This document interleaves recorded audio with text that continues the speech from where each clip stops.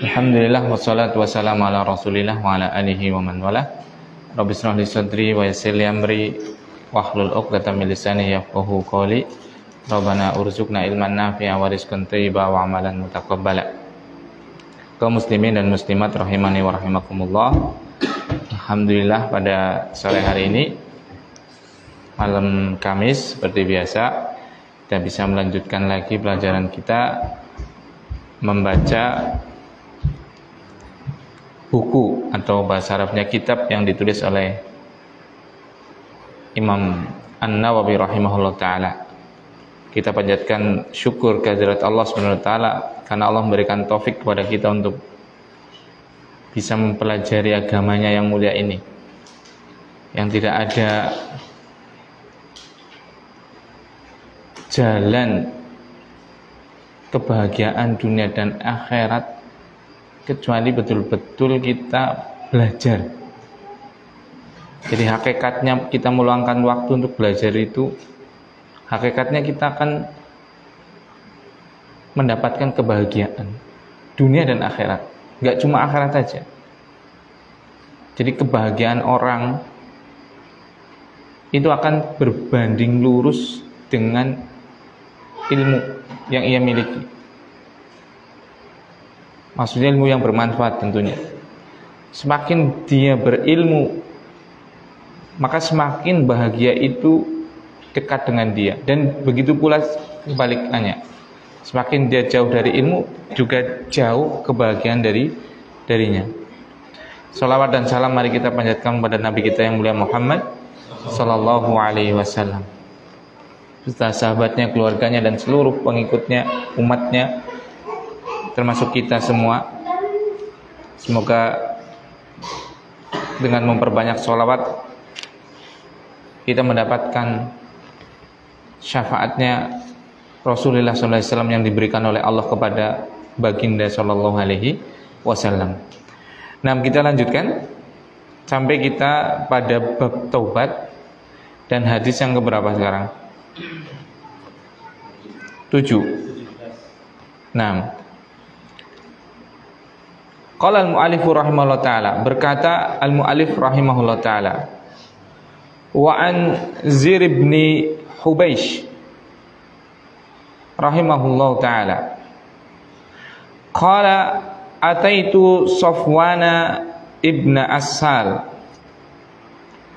as'aluhu 'anil mashi 'alal khuffaini faqala ma ja'a bika ya Zir faqultu ibtigha al-ilm faqala innal malaikata tad'u ajnihataha li talibil ilmi ridwan bima yatlub. Nah, saya potongkan hadisnya karena hadisnya panjang, nanti kita lanjutkan seperti itu. Kita baca sedikit demi sedikit. An Zir ibn Hubaish. Zir ibn Hubaish di sini disebutkan bahwasanya beliau itu tabi'in, bukan sahabat, yang hidup di Kufah. Beliau nama lengkapnya adalah Zir ibnu Hubaish ibnu Hubasyah ibnu Aus ibnu Hilal dari Bani Adi. Jadi beliau sebenarnya sezaman dengan Rasul Shallallahu Alaihi Wasallam, tapi tidak bertemu dengan Rasulullah Shallallahu Alaihi Wasallam. Jadi beliau tidak termasuk ke dalam sahabat seperti itu. Kibarut tabi'in, termasuk muridnya sahabat yang paling agung seperti itu. Nah, beliau itu diberi usia yang panjang sampai 120 tahun. Masya Allah. Dan jarang itu kan orang yang berusia sampai panjang seperti itu. Ya, dengan meminta usia panjang ya silahkan. Yang penting di dalam kata atan. Mau usia pendek yaitu takdir Allah, yang pada hakikatnya yang penting di atas ketaatan seperti itu. Karena kalau bicara usia itu hal yang ngeri gitu ya. Kadang itu pas mau tidur atau atau habis bangun itu ya, pokoknya lagi berbaring, tiba-tiba itu lep, kayak astagfirullah, kayak mati kita gitu loh. sering sekali membayangkan seperti itu. Dan sangat menakutkan sekali. Maksudnya kita sudah nggak bisa ngapa-ngapain itu loh. Seperti itu. Makanya kalau mengingat membaca kayak gini usia gitu ya Allahumma barik fi umrina, seperti itulah. Ya semoga Allah memberkahi pada usia kita. Allah takdirkan panjang, ya semoga usia panjang yang penuh keberkahan, tidak di atas kemaksiatan. Seandainya tidak panjang pun ya kita ridho dengan ketetapan Allah, yang penting masih di atas ketaatan dan keislaman, seperti itu. Nah, Zir ibn Hubeish rahimahullah ta'ala itu dia berkata, Ataitu Sofwan ibn Asal, saya mendatangi Sofwan ibn Asal. Sofwan ibn Asal ini termasuk sahabat. Beliau juga di Kufah juga. Jadi ini tadi ya Zir ibn Hubeish itu bertemu dengan Sofwan di Kufah, seperti itu. Beliau bukan sahabat yang sangat terkenal atau tidak, seperti itu. Beliau tidak terlalu terkenal. Nah, kemudian as'aluhu 'anil mashi 'alal khuffain.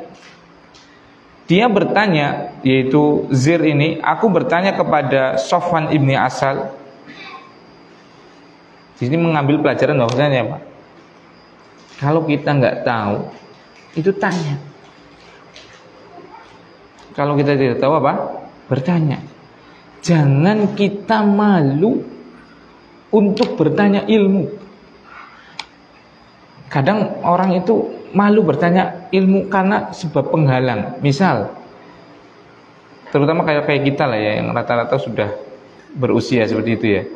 Anak sudah usia 30, 40, 50 itu atau 60 seperti itu.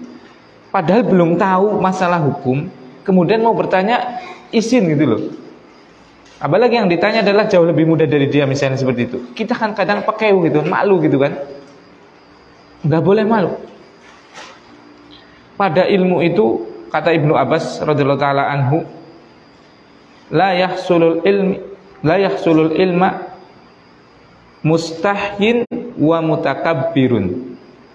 Tidak akan pernah mendapatkan ilmu dua orang. Yang pertama adalah mustahyin, orang pemalu. Maksudnya malu yang nggak pada tempatnya ini. Ya kayak tadi, kenapa nggak tanya izin priwe yo, masa nyok takon wudu ya ke priwe yo, izin seperti itu kan.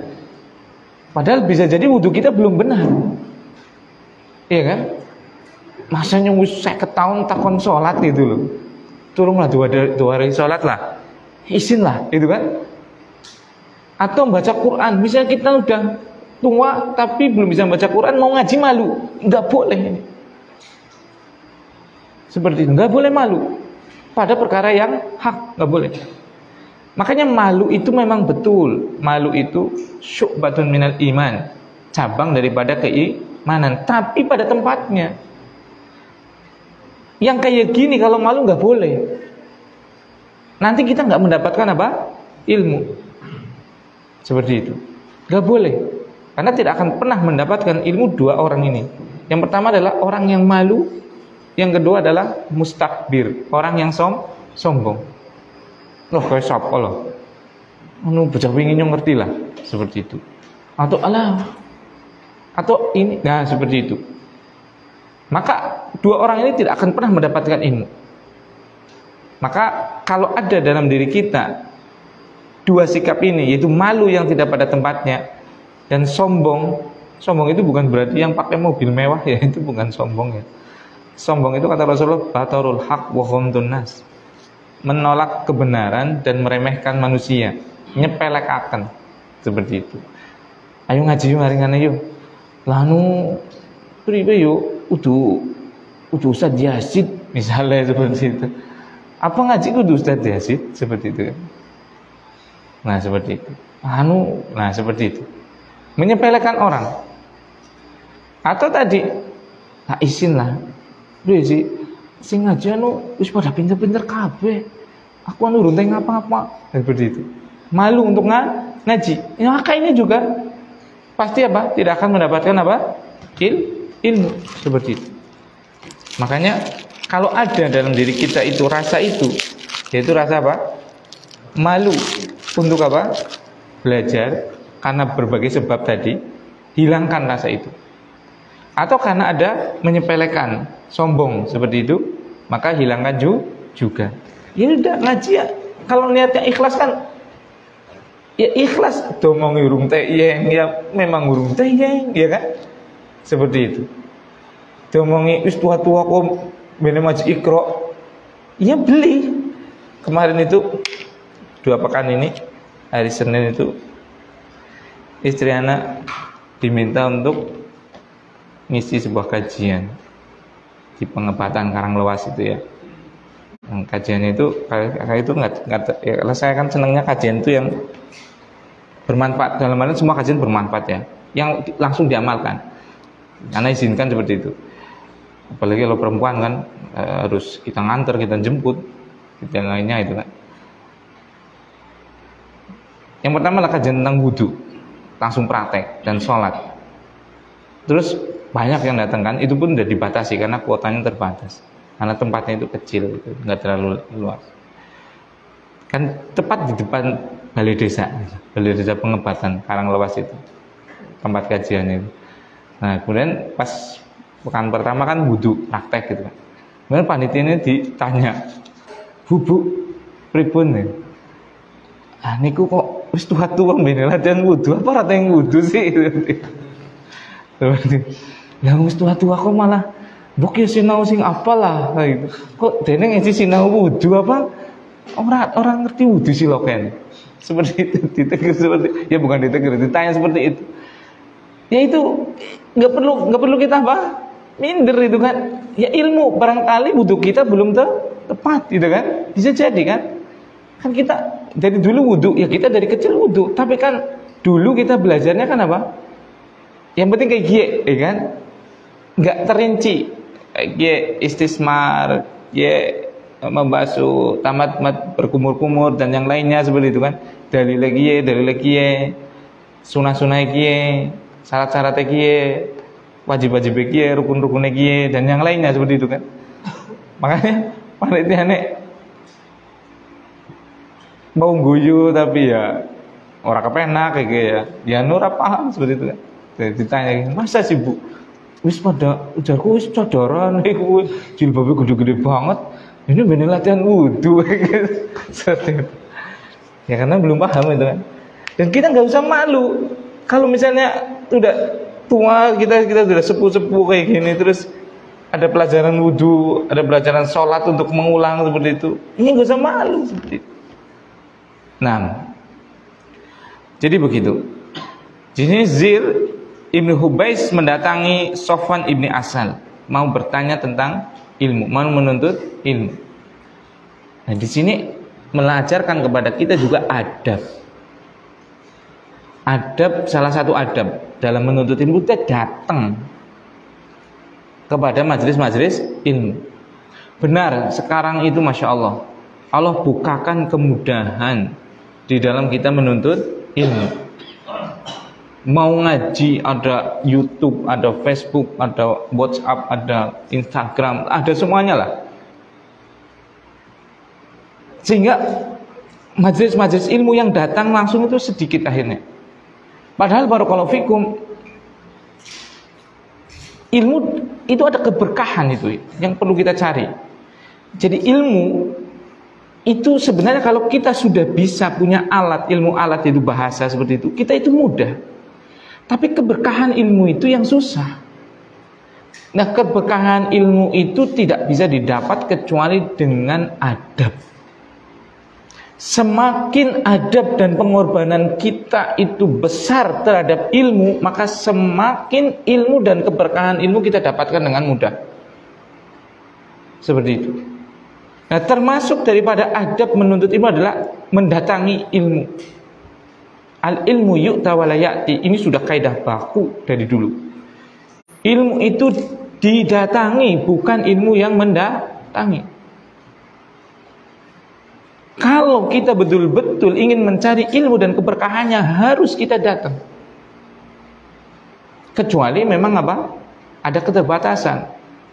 Misalnya apa? Di tempat kita kayak kalau kita ke pedalaman Kalimantan Barat biasanya jangankan ustadz gitu ya. Ya nggak ada, itu sangat jarang sekali. Bukan jarang lagi. Jangankan ustadz, listrik aja nggak ada gitu. Apalagi ustadz itu kan. Seperti itu. Akhirnya ya nggak apa-apa kalau seperti ini. Kita ngaji lewat YouTube dan yang lainnya seperti itu. Tapi jika majelis ilmu itu ada, maka datangi itu. Dan hasilnya akan sangat berbeda. Baik secara nas keberkahan ataupun secara akal. Secara akal coba. Kalau kita datang ngaji kayak gini, masa ana lagi bicara, ana lagi ngajarin, saya lagi ngajarin ilmu, jenengan kedengan gulang-guling seperti itu, klempah-klempoh, mungkin tidak? Nggak mungkin, ya kan? Tapi nak ning omah sangat mungkin sekali, ya tidak? Kami bilang, misalnya kayak HP apa laptop seperti itu kan, kami laya-laya, ya kadang ngantuk seperti itu kan, kebablasan akhirnya, ya kan? Itu secara akal juga seperti itu kan. Tapi jenengan orang gadang wani lah, ngaji teka mengarepe ustadz, izik apa? Dengan gula basean ning kono, nggak akan berani. Tidak akan pernah berani. Karena apa? Dia tadi kan pakai seperti itu. Nah, begitu juga keberkahan ilmu itu. Salah satu sebab akalnya kan seperti itu. Ya karena ngarep jagung, ngarep ya orang mungkin sembarangan. Nah, seperti itu kan. Tapi enak ngomah dalam YouTube apa rokna MP3 before seperti itu. Ya wis. Kami cekikikan, kami apa seperti itu kan. Itu secara akal kan seperti itu. Secara keberkahannya jelas. Ilmu itu didatangi, bukan yang mendatangi. Nah ini, kenapa kita kadang ikut kajian dan yang lainnya, atau tadi yaitu apa ya, ngaji sudah lama dan yang lainnya, tapi susah dapat ilmunya atau stagnan di situ. Jangan-jangan ini faktornya adalah apa? Tidak mendapatkan keberkahan. Mari Ustaz, Assalamualaikum. Ustaz, afan Ustaz. Anu ya, angger dina Minggu ngisi ya. Nengene nang Banjarhari. Jam 10. Ganti ni nyong. Nah, misalnya subhanallah ngomongin Ustaz kok kayak ngomongin maring ada tukang macul be, teka kok. Pangurane Kang. Ngesuk kerja ora? Ngesuk nyong lagi nggone pakai lah. Oh, ngebentar rampung. Ya ngeben nari ngene aku ya. Ngomongin tukang pacul berapa? Teka lo. Iya kan? Teka mari ngomahe lo. Masa ngomongi aring ahli ilmu kayak kue, ya arep oleh adab, arep oleh berkah ilmu sekarang ngendi coba? Iya kan? Seperti itu. Ngomongi tukang macul teka. Dan ngomongi ustad segeleme dhewe. Subhanallah. Itu. Karena kita apa? Lalai dari beradab dengan menuntut ilmu. Adab-adabnya tidak diterapkan dengan baik. Nah ini Zir Ibn Hubais mengajarkan kepada kita tentang adab menuntut ilmu. Salah satunya adalah kita datang kepada ahli ilmunya. Dan beliau adalah gurunya ini adalah sahabat. Jadi seperti saya berulang-ulang katakan bahwasanya ini keistimewaan dan tidak ada didapati di setiap ajaran, di setiap agama kecuali Islam, yaitu apa? Ilmunya itu betul-betul terjaga orisinil dengan adanya sanad, mata rantai keilmuan yang menghubungkan dari sumbernya Allah SWT kepada kita semua sampai sekarang. Allah mewahyukan kepada Rasulullah mengajarkan kepada sahabat mengajarkan kepada tabi'in mengajarkan kepada tabi'in mengajarkan kepada a'immah, para imam mengajarkan kepada kita terus sampai sekarang, dan itu semuanya ada sanadnya. Subhanallah, itu luar biasa. Dan itu nggak ada kecuali di ajaran Islam. Nah, as'aluhu anil mashi alal khuffain. Aku bertanya kepada beliau tentang masah halal khufain, tentang mengusap di atas sepatu. khuf itu sepatu yang di atas mata kaki, itu khuf. Jadi ini juga Masya Allah, salah satu bentuk kasih sayangnya Allah itu Allah selalu menurunkan syariat kepada umat ini, itu yang sangat mudah. Bahkan kalau ada sesuatu yang memberatkan pun nanti akan ada keringanan. Kalau ada penghalang pun akan diberikan uzur. Salah satu keringanan itu syariat ini, mengusap di atas khuf, di atas sepatu. Maksudnya apa? Maksudnya kalau di sini kan jarang sepatuan ya. Sandalan alhamdulillah ya kan. Tapi mending cilike dewek sekolah be nyeker kena dedung sing nganggo sepatu. Kalau di negeri-negeri yang bermusim 4 misalnya, yang ada musim dingin termasuknya gitu kan, pasti mereka kan menggunakan sepatu kan, di Eropa, di Arab gitu kan. Nah, itu biasanya kan mereka menggunakan sepatu untuk tadi apa? Dingin. Karena lagi dingin kan, misalnya lagi adem banget kan nganggo sepatu. Nek arep wudu kan maksud dibuka maning kan repot. Iya kan? Maka Allah tahu kan ini merepotkan. Maka Masya Allah, Allah menurunkan syariat mash alal khufain, mengusap sepatu. Maksudnya apa? Maksudnya kalau kita sudah wudu, kemudian kita apa? Memakai sepatu, maka tatkala kita berhadas, tapi hadasnya hadas kecil, itu nggak usah kita melepas sepatu kita, nggak usah kita mencuci kaki kita. Cukup dengan apa? Mengusap apa? Sepatu kita. Jadi misalnya gini, ini musim dingin misalnya ya, pokoknya atau kita ya butuh sepatu lah, butuh sepatuan. Nah, dengan wudu biasa. Setelah wudu biasa, dengan pakai sepatu khuf tadi yang di atas mata kaki minimalnya. Kemudian apa? Batal wudunya, misalnya kayak kentut atau apa seperti itu ya batal. Kan lagi adem banget misalnya loh, maka nggak usah jenengan buka sepatu jenengan, nggak usah.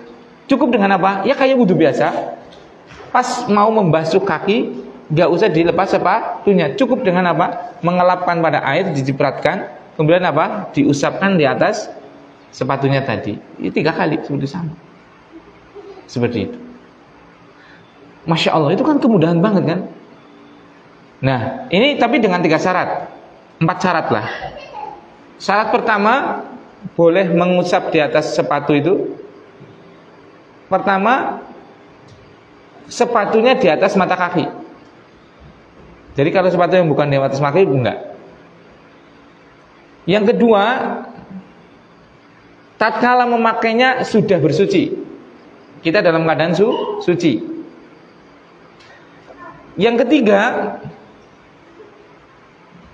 itu waktunya,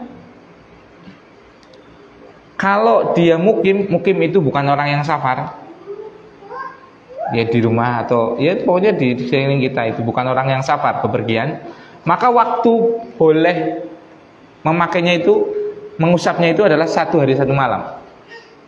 Nanti kalau udah seperti itu dilepas seperti itu. Nah, kalau yang musafir waktunya adalah 3 hari 3 malam. Jadi 3 hari 3 malam dia tidak melepas itu, boleh terus. Pokoknya kalau pas wudu apa? Nggak usah melepas sepatunya. Namanya orang safar kan bukan lagi ribut-sibut yang lainnya seperti itu. Nah, Masya Allah itu kan kemudahan sekali. Dan yang keempat syaratnya adalah kalau batal itu karena sebab hadas kecil. Misalnya kentut, buang air kecil, buang air besar, itu seperti itu. Kalau karena yang janabah, karena besar, keluar mani dan yang lainnya, mendatangi istrinya dan yang lainnya, maka nggak boleh, harus apa? Dilepas, karena memang harus mandi, gitu kan? Seperti itu. Jadi itu ada suatu syariat kemudahan daripada Allah SWT. Pokoknya syariat ini memang dibangun di atas kemudahan kok. Seperti itu. Apalagi untuk umat ini, umatnya Muhammad SAW, itu betul-betul dibangun di atas kemudahan. Salah satunya adalah ini, mengusap sepatu. Itu dibolehkan dengan 4 syarat tadi. Sepatunya di atas mata kaki. Kemudian apa tadi?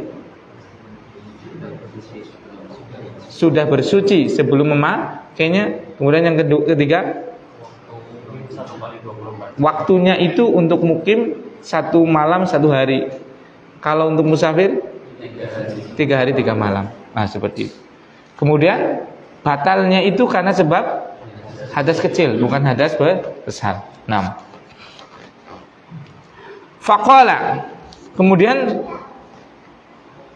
Sofwan ibn Asal itu berkata, "Ma ja'a bika Yazir?"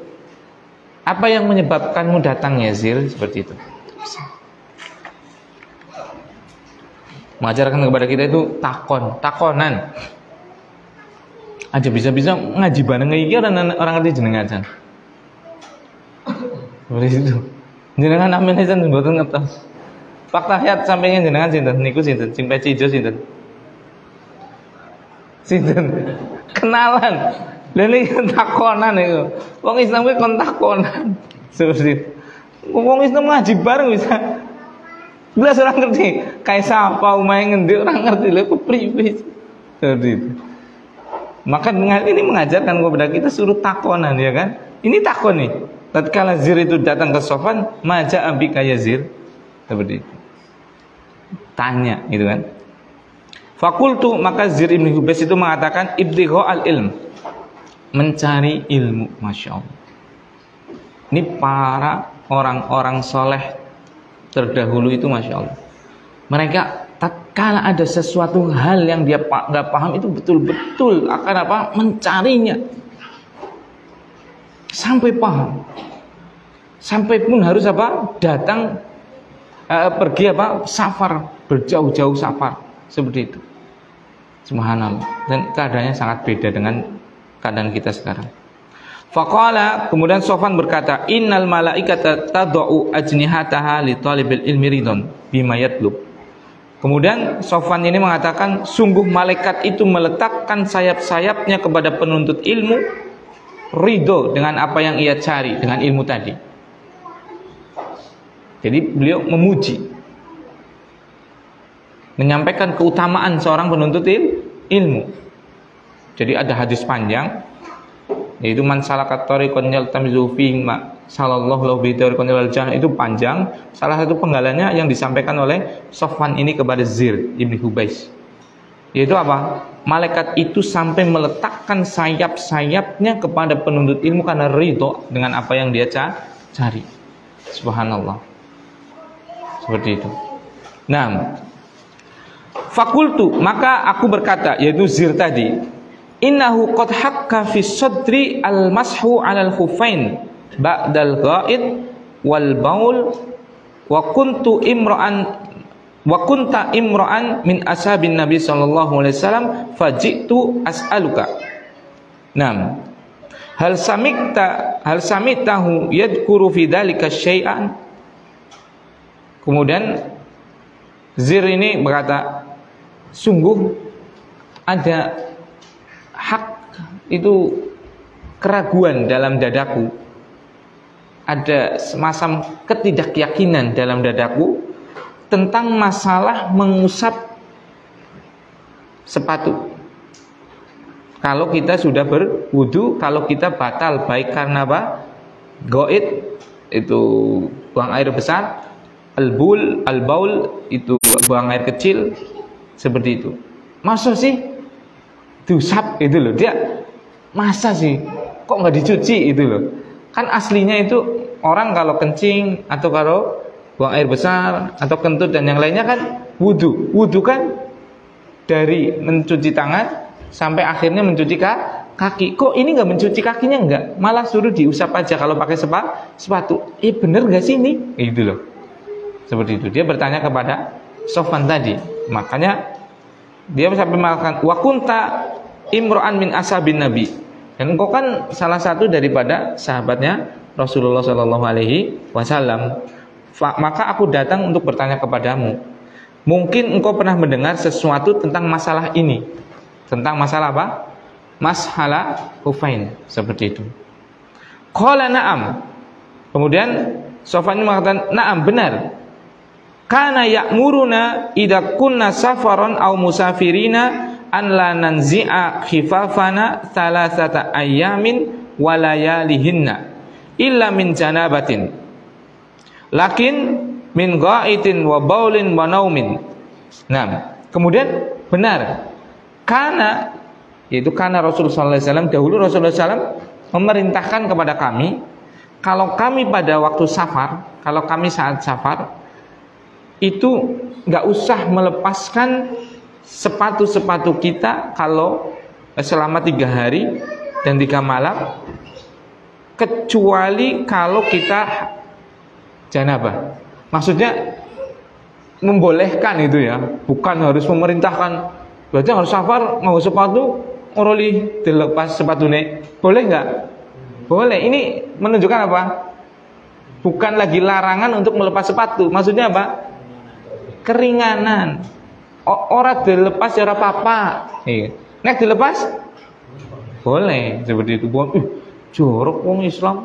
Mosok telung dina telung ini sepatune ora de culi sih mambune priwe culeng banget seperti itu kan.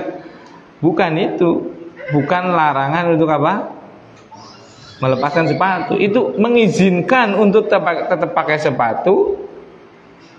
Tatkala wudu pun tetap dipakai dan cukup dengan apa? Diusap. Bukan berarti alla nanzi'a, kami jangan melepas sepatu kami. Itu bukan berarti nggak safar roli sepatunya harus diculi. Nah, salah paham kalau seperti ini. Nah, kemudian beliau mengatakan walakin min ghaitin wa baulin wa naumin. Tetapi kalau kita diizinkan itu kalau karena sebab BAB atau BAK atau tertidur. Itu hal-hal yang membatalkan wudu tapi berupa hadas kecil. Dari sini kita mengambil pelajaran berarti naum itu termasuk membatalkan wudu ya. Tidur itu termasuk membatalkan wudu. Nah, fakultu, maka aku berkata, hal sami'tahu yadhkuru fil hawa syai'an? Apakah engkau pernah mendengarkan Rasulullah SAW pernah berbicara tentang hawa? Hawa di sini yang dimaksud adalah Syekh Utsaimin menyebutkan adalah al-mahabbah wal mail. Masalah cinta, kecintaan dan mail, kecenderungan, kecondongan seperti itu. Nah, jadi dia bertanya hal yang lain. Berarti masalah khuf ini sudah selesai seperti itu. Masalah khuf ini masalah fikih tapi dia masuk ke akidah. Sebagian ulama menuliskannya di masalah akidah. Kenapa? Karena ada satu kelompok yang dia mengatasnamakan Islam tapi sebenarnya sudah bukan Islam. Yaitu Syiah Rafidhah. Dia itu mengingkari syariat ini. Mengingkari syariat apa? Mengusap sepatu. Padahal yang melewatkan hadis ini adalah yang diagung-agungkan mereka sendiri itu siapa? Ali ibn Abi Thalib radhiyallahu taala anhu. Makanya sebagian ulama membahas masalah ini di dalam apa? Akidah. Nah, kemudian Zir ini bertanya tentang masalah yang lain, yaitu masalah mahabbah.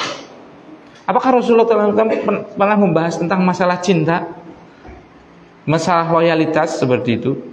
Qala na'am, benar. Kunna ma'a Rasulillah sallallahu alaihi wasallam fi safarin. Dahulu kita pernah bersama Rasulullah SAW dalam sebuah safar. Fa bainama nahnu indahu idnadahu a'rabiyyun bi sautin lahu jahwariyun ya Muhammad fa ajabahu Rasulullah sallallahu alaihi wasallam nahwan min sautihi haum. Naam. Fa qultu lahu waihak uhdud min sautik fa innaka indan nabiy sallallahu alaihi wasallam wa qad nuhita an hada fa qala wallahi la ahdud. Jadi tatkala Sofwan ini ditanya tentang masalah cinta seperti itu, cinta yang bermakna loyalitas seperti itu, beliau Sofwan itu menjawab benar, pernah. Beliau pernah berbicara tentang masalah cinta yang untuk loyalitas seperti itu. Kisahnya adalah dulu kita pernah bersama Rasulullah SAW dalam sebuah safar. Jadi dalam safar pun Rasulullah SAW yang dibicarakan adalah ilmu dan kebaikan seperti itu. Nah, fa bainama nahnu indahu, tatkala kami sedang bersama beliau, tiba-tiba ada seorang badui yang memanggil beliau bisautin lahu jahwari, dengan suara yang keras banget. Seperti itu. Nah, kita lihat akhlaknya Rasulullah SAW itu luar biasa. Jadi kalau kita mau mengambil semua cabang ilmu yang ada dalam dunia itu ada di diri Rasulullah SAW itu sebenarnya itu. Mosok ilmu apa? Ilmu bikin pesawat mosok ada Ustaz? Ada nggak dalam Al-Quran? Ilmu bikin pesawat, bikin tempe, ada nggak? Ada nggak? Ada. Mana? Fas'alu ahla dzikri in kuntum la ta'lamun. Tanya orang ahlinya kalau kamu tidak tahu. Itu kan udah clue, itu kan? Sudah apa? Cara, iya kan? Kita pengen apa? Bikin tempe, nggak tahu kan? Ya, tanya kepada siapa? Ahli dzikir, yaitu yang tahu tentang apa? Ilmu pertempean, kan seperti itu. Bikin pesawat nggak tahu, ya tanya tentang apa? Ilmu pesawat kepada siapa? Yang tahu tentang pesawat. Semuanya ada. Nah ini dia memanggil Rasulullah SAW tapi dengan suara yang namanya orang alas lah. Baduy itu orang alas, orang yang bukan orang berpendidikan, berperadaban, tidak. Makanya suaranya ya antum kayak wong gunung lah. Antum kalau ketemu orang wong gunung kan, masya Allah gitu kan. Hei, beri kabare, Rika muk sehat gitu. Tarmin ngaplak gitu, kayak lah gitu. Andalan kayak sing Banyumasan itu tarmin kayak lah. Seperti. Tapi mereka walaupun kata-katanya kasar bahkan mungkin karena nggak tahu tata krama dalam artian apa, tata bahasa, terus suaranya ya kayak gitu. Tapi apa? Itu mereka itu memang apa aneh loh. Gak mereka tuh ya adanya gitu loh, nggak dibuat-buat, nggak dibikin-bikin. Dia memang belaka suta lah kalau orang Jawa, kalau orang Banyumasan bilang ya apa aneh seperti itu, nggak dibikin-bikin seperti itu. Nah dia kan memanggil Rasulullah SAW dengan suara yang tadi itu suaranya tinggi banget seperti itu. Dan lihat Rasulullah SAW bagaimana menjawabnya. Tatkala dipanggil dia pun coba ya Muhammad, coba sembarangan banget coba. Tapi Rasulullah SAW nggak marah blas itu, malah coba kita fa'ajabahu Rasulullah SAW nahwan min sauti, dan Rasulullah SAW itu menjawab sama seperti dengan suaranya dia. Maksudnya apa? Pura-pura jadi wong Baduy. Jadi maksudnya ya pada bayi beri kabare, nggak jaiman. Subhanallah. Itu mengajarkan kepada kita apa? Jadi kita berdialek, bersosialisasi, berkomunikasi itu sesuaikan dengan apa? Lawan bicara kita, iya kan?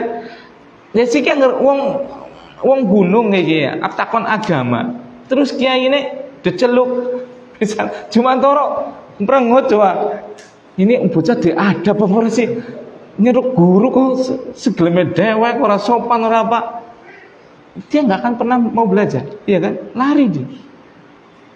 Ya tadi yang untuk adabnya tinggi banget seperti itu kan untuk orang yang beradab, santri, orang kota, orang yang berpendidikan. Ini orang nggak tahu apa-apa seperti itu. Maka Rasulullah SAW itu lihat bagaimana beliau merespon apa yang dipanggil dengan apa namanya saja seperti itu. Ya nggak ada perubahan apapun.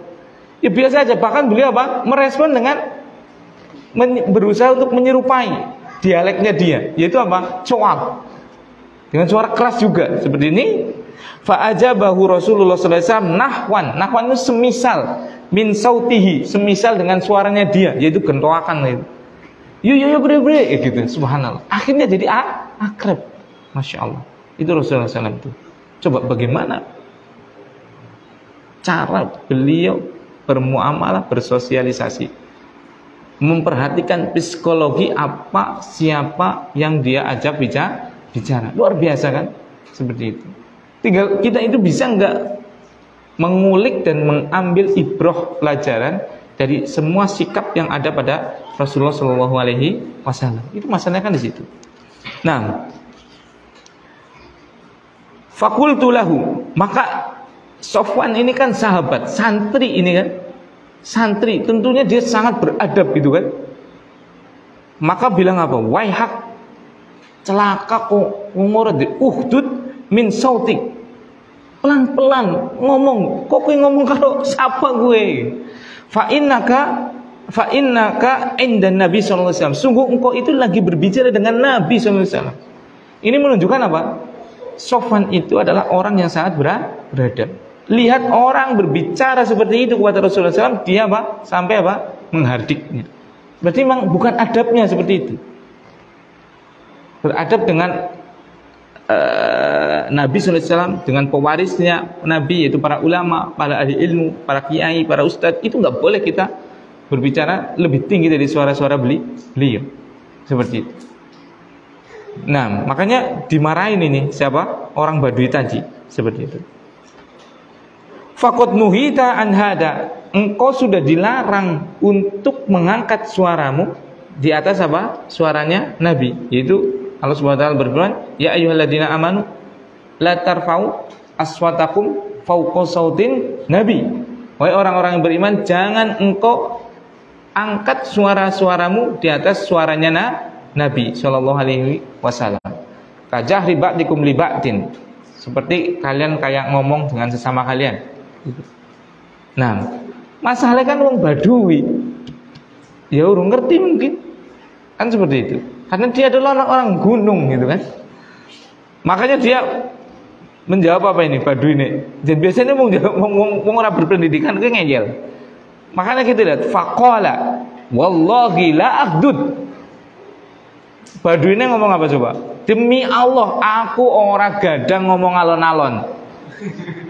Padahal wis domongi ge nang Sofwan. Ya jenenge wong ora berpendidikan. Makanya antum itu enggak usah terbawa baperan, terbawa perasaan. Kalau ada orang yang bersikap kepada kita seperti ini dan seperti itu antum lihatlah. Yo orang kayak gitu harus diladeni. Berarti antum sama dengan mereka kalau gitu. Iya kan? Kalau kita misalnya berbicara sama orang ini kok ngomongin roto, ngomongin dewek atau apa seperti itu, memaki-maki seperti itu, jangan ikutin. Kadar keilmuannya dia seperti itu sudah menang baik itu kena. Dia bukti ini Badui ini, tatkala diperingatkan oleh Sofwan untuk apa? Jangan mengangkat suaranya di depan Nabi sallallahu alaihi wasallam karena beliau adalah nabi, ada ayatnya, malah bilang apa coba? Wallahi la aghdud. Demi Allah, aku ora gadang alon-alon goli ngomong. Seperti itu. Subhanallah. Itu biasanya orang enggak punya ilmu tuh ngeyel loh. Makanya kalau antum ketemu sama orang ngeyel, udah antum yang maklum.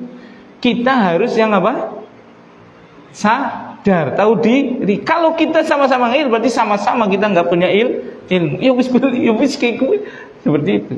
Ini buktinya ini. Dari dulu sudah ada orang ngeyel itu, dari dulu sudah ada. Qalal a'rabiyyu. Tapi nih wong kayak gitu, wong desa, wong gunung kayak gini biasanya jujur dia itu, tapi memang orangnya jujur. Dia berkata, "Al-mar'u yuhibbul qauma wa lamma yalhaq bihim." Orang manggil Kanjeng Nabi, orang manggil apa ge? Ini padahal mau berbicara sama Rasulullah SAW. Ana wong gitu carane. Ge ana wong. Ini seperti itu. Dialeknya kepada Rasulullah. Ge, ana wong seneng karo wong liya, seneng dalam artian kebaikannya, seneng dengan suatu kaum, seneng dengan suatu golongan. Karena dia orang soleh ya, seneng karo Kanjeng Nabi maksudnya. Seneng karo kiai, seneng karo ustadz seperti itu. Wala mayal haq bihim, tapi amalan dia tidak bisa menyamai dia. Dia juga tahu diri itu kan. Ngaji belepotan, sembayang ya asal-asal sembayang seperti itu. Tapi dua modal apa? Seneng. Ya, kita banyak sekarang kan. Banyak loh orang yang mungkin masih dalam maksiat. Bisa dicek sih silahkan. Orang penjudi, orang tukang mabok seperti itu, mesti langka lah. Sing jenenge tukang mabok kuwi kepengin anaknya dari tukang mabok. Langka. Yang enggak nuak kok kaya nyong lah. Gitu kan. Misalnya ngomongnya ring tanggane apa ring anaknya, enggak nuak ya kok wis cukup nyong baik lah. Nyong kayak gini sangger kiyaine delanu surat terima nyong. Senang dia dengan apa? Ulama. Iya kan? Itu kan kaum muslimin kan seperti itu. Ya terjadi kan dulu waktu ada tokoh politik yang membawa-bawa apa? Syariat Islam, ya kan? Yang jadi beberapa kali itu kan demo besar-besaran itu jutaan kaum muslimin kan. Itu kan yang demo itu belum tentu orang berilmu semua loh. Bisa jadi mungkin tukang mabok, tapi apa? Kecintaan terhadap syariat, kecintaan terhadap tokohnya, kiainya sangat tinggi. Ya itu kan banyak terjadi. Nah itu. Nah, kemudian qala Nabi sallallahu alaihi wasallam, berkata Rasulullah sallallahu alaihi wasallam, al-mar'u ma'amman ahabba yaumal qiyamah. Seseorang itu akan dikumpulkan bersama yang dicintainya pada hari kiamat. Makanya barakallahu fikum, ini betul-betul rahmat kasih sayang dari Allah Subhanahu wa taala yang sangat agung pada umat ini. Benar, kita tidak akan pernah bisa untuk beramal seperti amalannya Rasulullah sallallahu alaihi wasallam. Untuk beramal seperti amalannya Abu Bakar, Umar, Utsman, Ali, Tolhah dan yang lainnya, tidak akan pernah bisa. Tapi Allah buka kesempatan agar kita di surga itu bisa bersama dengan mereka. Apa itu modelnya? Cintai mereka, mencintai mereka. Ya Allah, makanya persaksikan ya Allah, sungguh kami ini adalah orang-orang yang apa? Mencintai Rasulmu, mencintai Abu Bakar, mencintai Umar, mencintai Utsman, mencintai Ali radhiyallahu taala anhum ajma'in. Ya, modal kita terlalu tipis, terlalu sedikit dalam kita beramal. Alhamdulillah, Allah bukakan kesempatan untuk apa? Bersama dengan Rasulullah SAW. Caranya apa? Tanamkan cinta kita kepada Rasulullah SAW. Seagung-agungnya cinta. Tanamkan kecintaan kita kepada siapa? Abu Bakar, kepada siapa? Umar, kepada siapa? Utsman, kepada siapa? Ali. Kepada para sahabat, seluruh sahabat radhiyallahu ta'ala anhum ajma'in. Subhanallah. Itu betapa kasih sayangnya Allah Subhanahu wa taala terhadap umatnya Rasulullah sallallahu alaihi wasallam. Naam. Fama zala yuhadditsuna hatta dzakara baban minal maghrib. Kemudian beliau terus-menerus berbicara, ngobrol gitu, dialog seperti itu dengan kami sampai menyebut ada sebuah pintu minal maghrib, dari maghrib, masih rota ardihi, yang luasnya itu adalah sekitar 40 tahun atau 70 tahun orang berkendara jaraknya. Qala Sufyan ahadur ruwat, berkata Sufyan, salah seorang dari perawi hadis ini, qibala Syam khalaqahullahu ta'ala yauma khalaqas samawati wal arda maftuhan lit taubat la yukhlaqu hatta tatlu asyamsu minhu.